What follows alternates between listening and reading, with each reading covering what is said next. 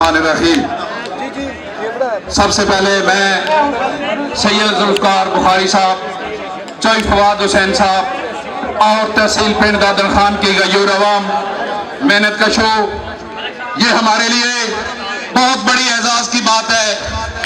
کہ جو کام یہ دھرتی جب کا پاکستان قائم ہوا ہے اس وقت کے مزدور اور پاک فوج میں جتنے نوجوان جاتے ہیں وہ سارے تحصیل پنڈ دادن خان کی مٹی سے جاتے ہیں۔ زلفی بخاری صاحب، یہ مٹی تو آپ کو ایک کلر نظر آتی ہے لیکن اس کی جو پیداوار ہے، اس کی یہ جو نوجوان نسل ہے، یہ جو بزرگ ہیں، یہ ہمارے ملک کے لیے وہ سرمایہ ہے جس کی قیمت چوئی فواد صاحب نے اسمبلی میں کہا کہ کوئی خون سے دیتا ہے اور یہ مزدور اپنی قربانی پسینے سے دیتے ہیں۔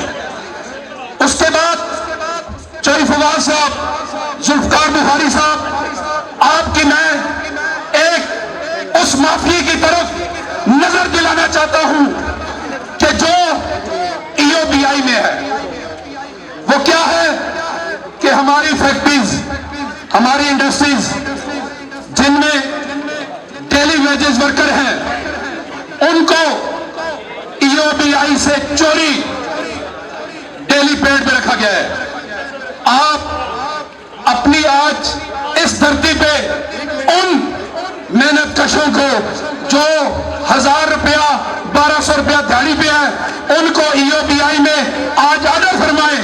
کہ ان کی رجسٹریشن مکمل کی جائے تاکہ ہمارے وہ مزدور جن کا